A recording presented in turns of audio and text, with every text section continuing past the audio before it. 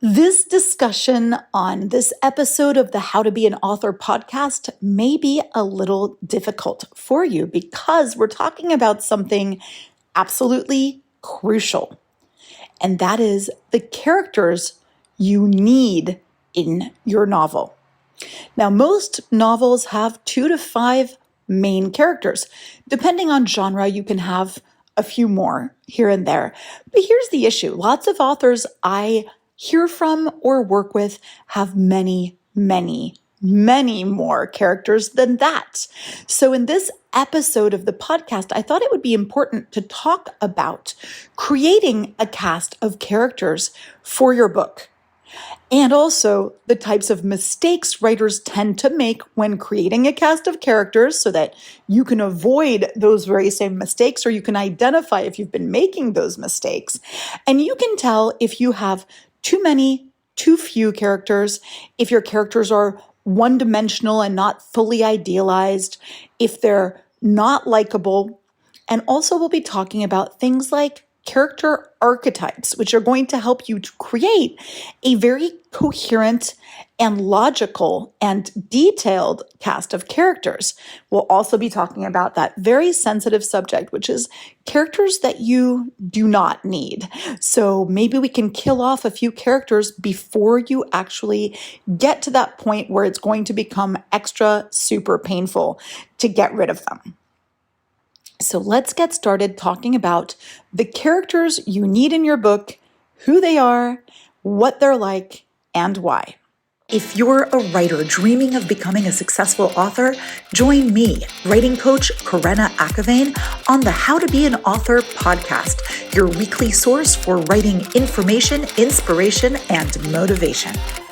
Welcome to the How to Be an Author podcast. This is where you hear from your writing coach, me, Karenna Akavane, and you find out all the things you need to know, all the no BS writing advice that's going to help you to write, edit, and publish your book all the way into promotion. You're going to figure out all of that key information that's going to save you so much time, energy, and heartbreak on your road to being a professional author, or even a damn good amateur author. That's fine too. So whether you're writing your first book or your 10th book, characters are key. Characters are, after all, the people that the book is happening to and through. They're the ones who shape the plot. So let's start with the first most important character you need. The non-negotiable character is the protagonist. That's right. The protagonist is the main character in your story. In fact, we might even say that this is their story. It absolutely is. And sometimes there's a problem where people refer to the protagonist as the hero. And this leads to a lot of misunderstanding for authors who think, oh gosh, well then that means that my main character needs to be good. No. They don't have to be necessarily good or bad or anything like that, because they really should be nuanced. And if you haven't checked out the episode on creating a main character with main character energy, you might want to press pause on this episode of the podcast and go check that one out, or make a note to go check that one out after this episode. Really, they can be listened to in either order. So I'm saying that you're going to be using the protagonist's point of view in general to tell the story. In general, sometimes there are exceptions, but this character is the one who shapes the plot. And because of this, they really need to be relatable to the reader.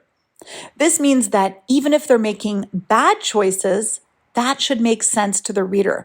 The reader should be able to justify that by going, okay, I understand that there are elements in this protagonist's backstory that make it that they've made this poor decision, and I'm still understanding them and rooting for them. Now, here's the thing. No one relates to or roots for any kind of character who's ultra perfect. And we're going to be talking about some of those character mistakes, but just keep in mind that you don't want this protagonist to be too good. That is not fun at all. So events and circumstances happen to a bunch of characters, and the characters' responses are going to be creating character growth. So remember that the protagonist is a character who totally acts. They don't just react and they don't just get subjected to things. Now, depending on the genre of your story, you may happen to have more than one protagonist. This isn't super uncommon in things like romance, maybe sci-fi, sometimes historical. Sometimes you have a B story where you have a second protagonist in a way. But I find that it's easier to have a hierarchy when it comes to your characters so that you don't have two warring protagonists. I really think it's easier if your reader feels sympathy, of course, for a character that is doing things in your story, but it's good for them to know really who to root for and who the most important character is in your story. In my current work in progress, I've got two storylines, and one of my beta readers was telling me that my second character for the B story is more fully realized and more likable than my main character. And let me tell you, that's some really useful advice. If you got advice like this, you would do well to not ignore it and definitely address it. And many of you, when you hear advice like that, like, okay, your character's not really fully realized, or they're not likable enough, or they're not relatable enough, you think that that means back to the drawing board, that it means that you're going to be stuck writing for eons more and that you have to trash your whole manuscript. And that's not true. There are just some very simple little scenes, sentences, or thoughts that you can give your protagonist that are going to transform them from one-dimensional to fully realized and relatable. So keep that in mind. Now, I talked about these protagonist mistakes that a lot of writers do tend to make. Believe me, I've made each one of these mistakes, so I'm not lecturing you or berating you in any way. I have done this so many times, and the main mistake is that you make your protagonist unlikable. This is really funny because many of us have heard that the two idealized Mary Sue protagonists that we're going to be talking about in 1 second, they've heard that that's predictable, that readers don't like that. And so they're like, oh, I'm going to include a ton of flaws in my protagonist so that they're relatable, and then they end up being kind of hateable. I did this in one of my books that I wrote a long time ago. Thank goodness, under another name. I kind of find it a little mortifying. I've been trying to go back and revisit and find a way to kind of update this book so I can actually bring it out under my name. But frankly, my main character, it's pretty embarrassing to say, she's pretty detestable. And I've been working towards making her more likable by giving her motivation and giving her some positive traits that are going to outweigh the negative ones. But so far, it's been slow going. I really went completely against that Mary Sue trope of that too idealized main character. So make sure that if your character makes some mistakes or that they're not perfect, make sure there's some things that are going to make the audience like them. So examples, they're nice to animals, or they're selfless, or they make mistakes, but they're doing them because they want to help others, or they have something that really has impacted them and made them lash out in certain ways. Your audience is going to understand those things. But just ask your beta readers whether you're achieving your goal of making your protagonist nuanced without making them detestable. Now, this Mary Sue thing, this happens many times with younger writers who are writing a main character who's kind of an idealized version of themselves. And I've done this too, don't you worry, but you do this character who's absolutely stunning looking. They're smart, they're strong, they're fast, they never fail. They just are so likable for everyone in the book. They're like the absolute hero. They're the popular kid in school. They've got a ton of friends. And they're intelligent. Well, that ends up being pretty detestable, frankly. That's a Mary Sue, and nobody wants to read about those characters except for their creator. So that's where it gets really hard for you to be objective about whether your character's a Mary Sue or not, because you might be saying, oh my God, but I gave my character a flaw. They have a little scar on their cheek that, yeah, makes them look hotter, but it's a flaw. And you're like, no. They're still a Mary Sue. So make sure that your characters are not too one-dimensional and that they're not too cookie cutter either. So many times we have this archetype, and we're going to be talking about archetypes later, but it doesn't remain an archetype that helps you to create a character that's got strong motivations, it goes from an archetype to a cliche or a trope. And we end up with this character that's like the knight in shining armor or the damsel in distress. And they end up being pretty boring because we've succumbed to the cliches. The reader knows exactly what they're going to get and not in a good way. Now let's talk about the antagonist. Do we need an antagonist? So yes, technically, all books need an antagonistic force, right? So this is something that provides obstacles for your main character. This is crucial. Without obstacles, your main character is going to get to their goal instantly. There are going to be no challenges whatsoever. It is going to prevent them from doing any kind of soul searching. They're not going to go through any kind of growth because they don't have this worthy opponent or they don't have this resistance to what they want to do. Now, many people write an antagonist that is the character's self, like they're their own worst enemy. And that can work, but I want you to be really careful when you do that. And then oftentimes people say, well, the antagonist is society. It's, big industry, or it's, some kind of government. To this, I say, always try to have a personification of this concept that is your antagonistic force. I think that's so much easier to do. Because when you have these big conceptual antagonists that are not really represented by a single person or character, I find that your book becomes very moralistic and abstract. And that doesn't make for the best kind of reading, in my opinion. Now, when I say antagonist, many people make the mistake of thinking, oh, the antagonist is the villain. And no, your antagonist is not necessarily a villain. They're not necessarily evil.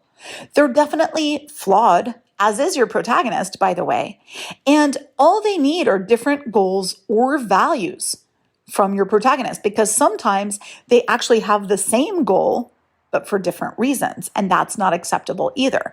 Think of a book where characters are fighting for the same thing, right? They're fighting to get control over a country, but they're doing it for different reasons. And the reasons make one of them a hero and one of them the antagonist. Or maybe two characters are trying to win a contest. Well, they become antagonists or they become pitted against each other. Neither one of the characters is fundamentally bad, but we're pulling for one of them. So think about when you come up with your antagonist, they need to be a worthy opponent for your hero. And I've talked about holding up a mirror to the hero. Oftentimes, they're going to be someone that the hero could have been very much like if they had taken a wrong turn somewhere or if they'd made different choices.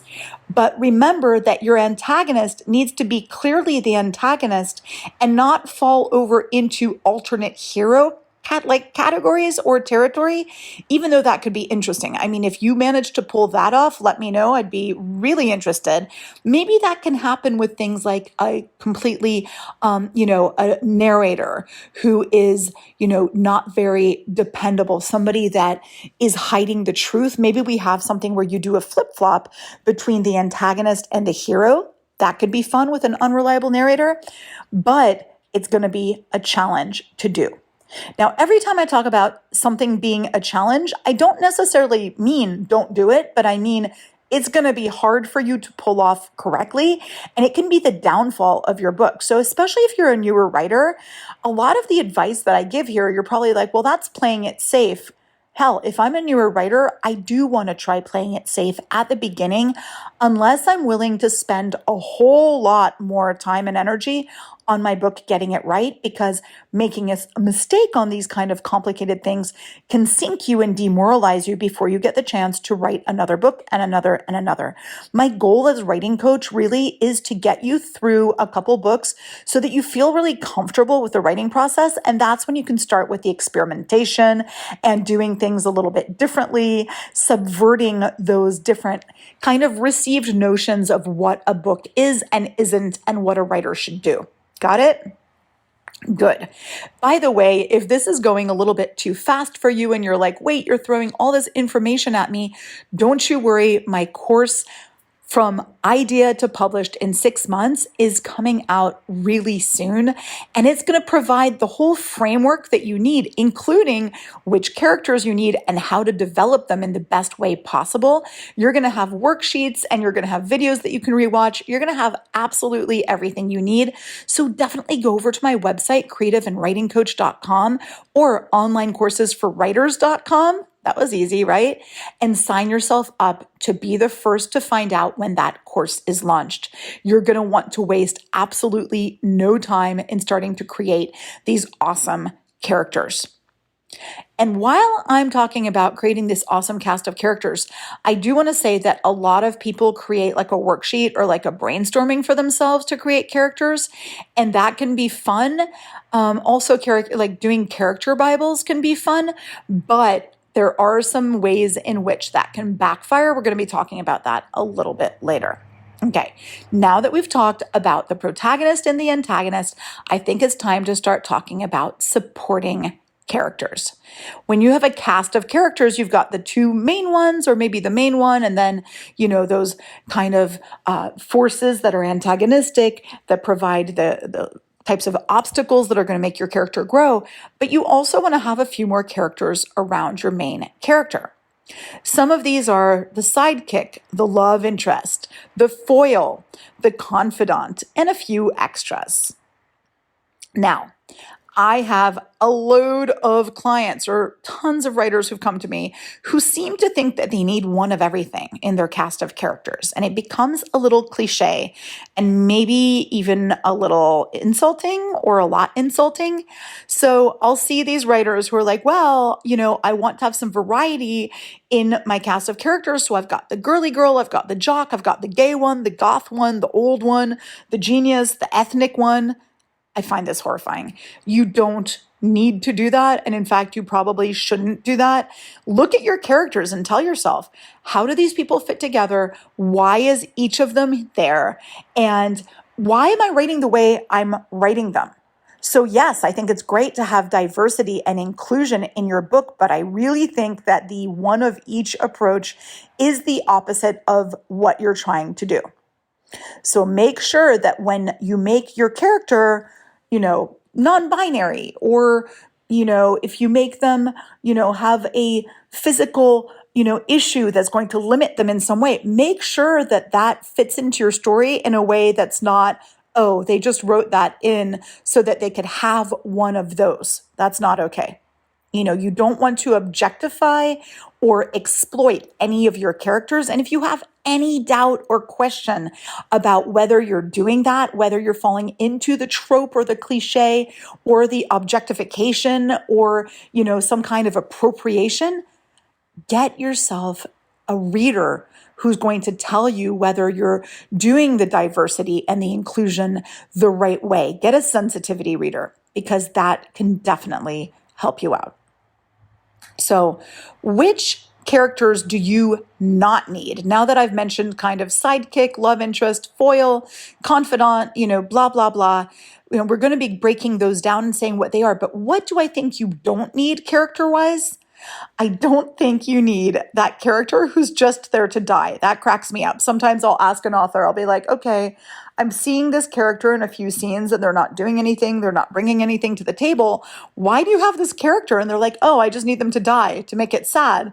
And then we laugh and laugh, and my client's laughing, and they don't quite know what I mean. But let me tell you, if your character's just there to die, guess what?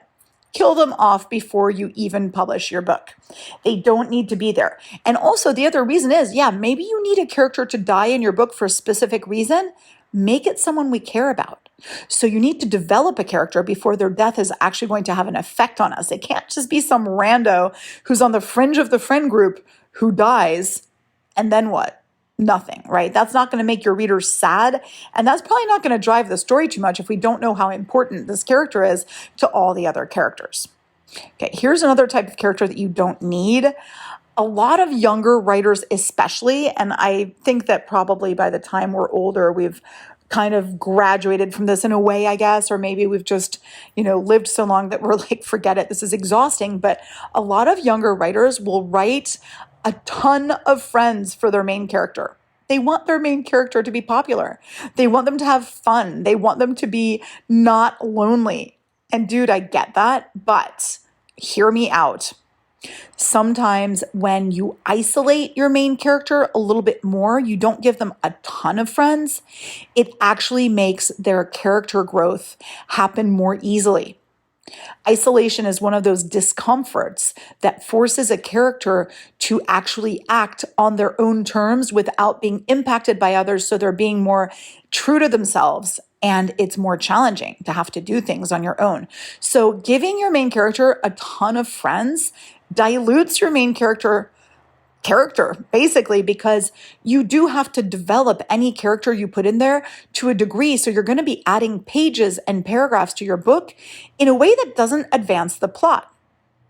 So that's the next kind of character you absolutely don't need, is any character who doesn't advance the plot. Any character who's just there, or any character who's like super fun and cool and cute and funny, and they've always got these cool quips. They're saying really cool things in every conversation, but really, why do they exist? They don't need to, because they don't do anything. So if you've got a character that you absolutely love, that might actually be the little warning sign. They say kill your darlings. Do you have a darling who's super fun, cute, cool, and, whatever, pithy, but they do nothing but say something funny or cute in every scene? You're going to have to take them out or make them crucial. The other type of character that I don't really love is this is a general category, is any character who really confuses the plot. Any character whose presence actually just detracts from the action or ruins the pacing or makes me confused because I'm like, wait a second, who's this person again? Or, it has a name that's similar to somebody else's name. And I'm like, wait, so my main character has 3 friends. What's that third friend doing? Why? Forget it. Take that character out. Right? And finally, there's that character who's just darn bad at everything, and they're just kind of a loser, and they're there to make your main character look good. Yeah, I guess that's a kind of sidekick. And that works for me in kind of a cheap comedy movie, maybe. But in your novel, is it necessary to have that character? Maybe not. So examine, why is my character there? If you can't come up with a compelling reason for why that character is there, and not just a reason, but a reason that's actually illustrated through your writing, take them out.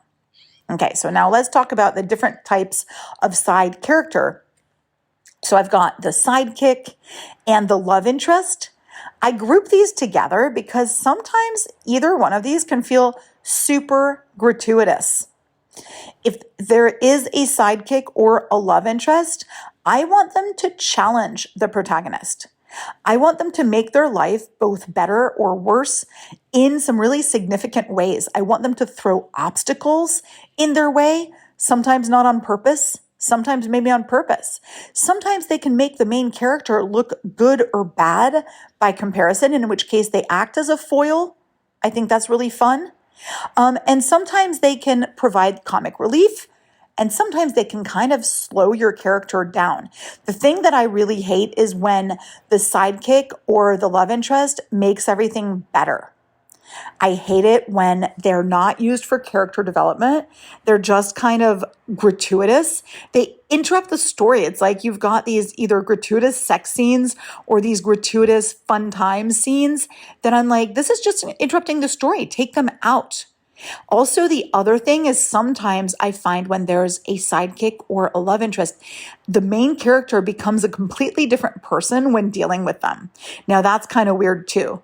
Like your character is super independent and they're acting this way or that way, or they're filled with self-doubt or whatever it may be. And all of a sudden, when they're in the presence of whether it's their best friend, their sidekick, or their love interest, all of a sudden they become completely different. Like all of a sudden they're super confident, or all of a sudden they're super meek and mild, or they're, whatever it might be, that all of a sudden you're like, how is this person totally different? It's interesting when a person is not themselves with another character, and that can be explored, but just be really careful.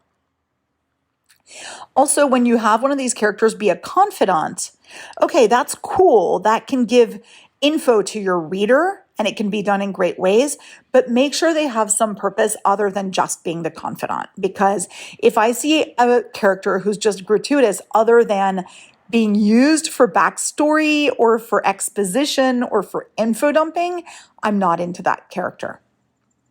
So the other thing is that the danger of the foil was talking about, if this person comes to save the day and rescue the protagonist, that makes them kind of into a secret protagonist, doesn't it? And that gets a little bit more confusing. I really want to know who I'm pulling for. So that's pretty crucial. If you are thinking that you're pulling for one person, now, unless there's a massive plot twist or unless I had an unreliable narrator and the rug is pulled out from under me and it's kind of delightful because it's such a surprise, I want to know who I was rooting for. I'm going to feel like I wasted a lot of reading time if all of a sudden I'm like, oh, wait a second. This supposed main character is absolutely not a main character because they don't have main character energy and they're not acting on their own terms. Forget it. So in general, what do good characters need to have, or what do they need to be? They need to be believable. They need to have an interesting backstory that impacts their motivations. They need to be nuanced, relatable, unique, and memorable. If your characters are such that the reader is going to keep remembering them and thinking of them long after they've finished your book, that's the absolute goal. That's a really great thing to have.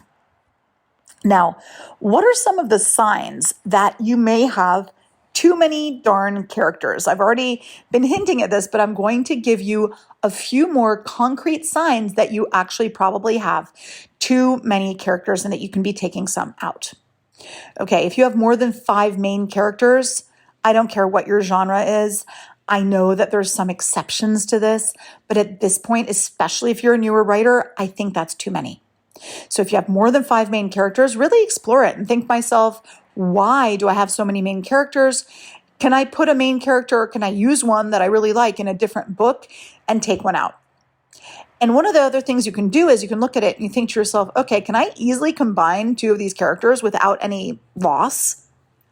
That's probably a sign that one of your characters is not crucial. I recently did this to a client where her main character had 3 friends. I'm like, no, she can have 2 friends. 2 of the characters could totally be combined.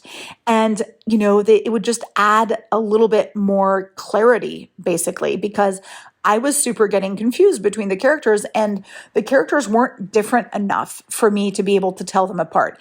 It's not enough to give them different names and physical descriptions and hope that that's going to work for the reader. You need more than that. And that's where character archetypes come in. We're going to be talking about that a little bit later, but let's keep saying what's going on if you have too many characters. Readers won't be able to connect with the characters or with the story. This is why you need to take those characters out and not keep fighting to keep them in. Another thing that I had touched on briefly earlier in the episode is I said, when you have lots of characters, too many characters, your book's going to get longer and longer because you do need to develop them. You can't just drop a character in there and expect me to build a whole life story for them and to decide what they're like. You have to write that. That's your job. So that means that your book's going to get too long and that we're going to start diluting the power of our main character if we have too many characters.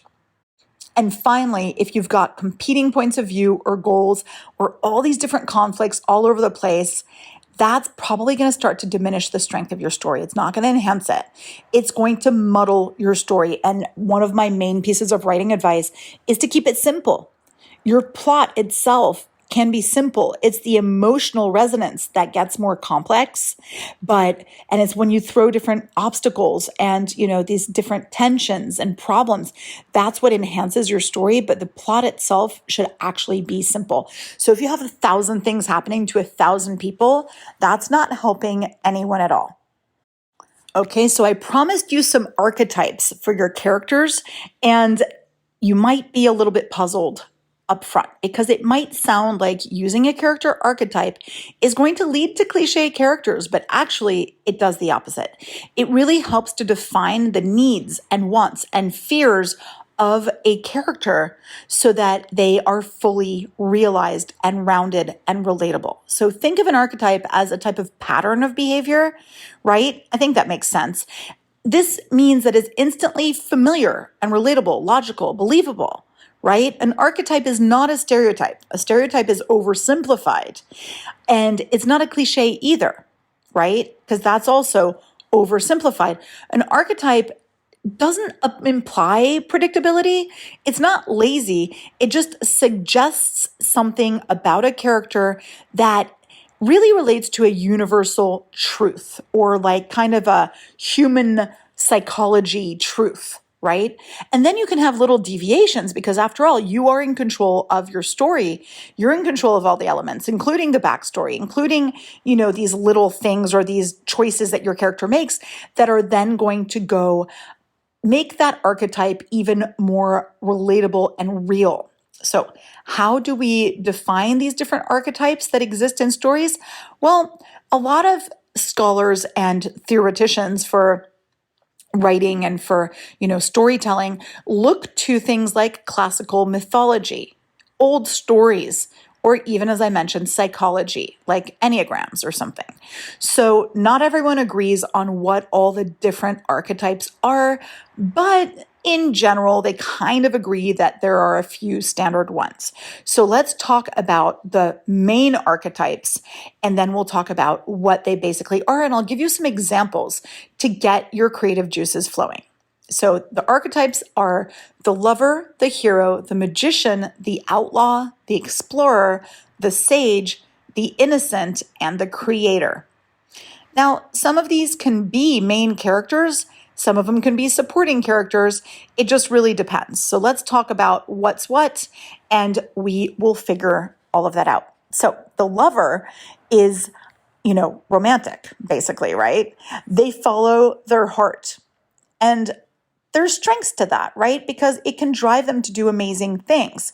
It can drive them to be more than just the basic human, right? Love can give you wings, but it can also drive these characters to be rash and impulsive, often naive. They could end up hurting someone, often not even on purpose. So for a character like this, think, the characters in Romeo and Juliet who set off this huge family battle and to end up hurting each other, really, or think of like Princess Anna in Frozen.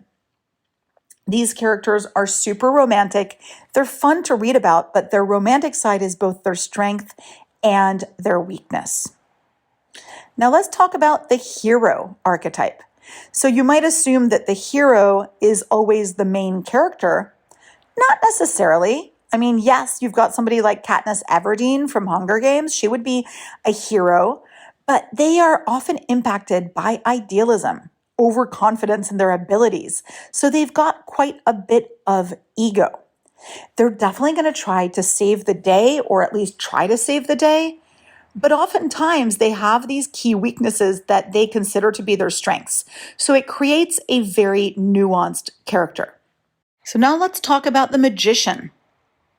The magician is kind of interesting because sometimes they are the main character, but sometimes they've got enough negative characteristics that often I would say that they could be an antagonist or they could be a secondary character that really impacts the story a lot. So the magician has some sort of power that they harness to achieve their goals. And this power is often pretty unique. It doesn't have to be literal. It doesn't have to be actual magic. So think Frank Underwood in House of Cards. He's got this power hungriness that is so extreme that he actually fits in as a magician character, but you can see that he's pretty corrupt and pretty arrogant. He's on an absolute power trip, right? Then you've got the actual magicians like Dumbledore or Gandalf. And what's interesting about the magician often, like Ursula, for example, in The Little Mermaid, oftentimes they can't really use their magic to save themselves. Or maybe they've been negatively impacted by this magic that they wield. And oftentimes there are negative sides to that power. So definitely think about that. The magician is a very nuanced type of character and really can give you so many options in your story. Now, another pretty nuanced character that's kind of fun is the outlaw.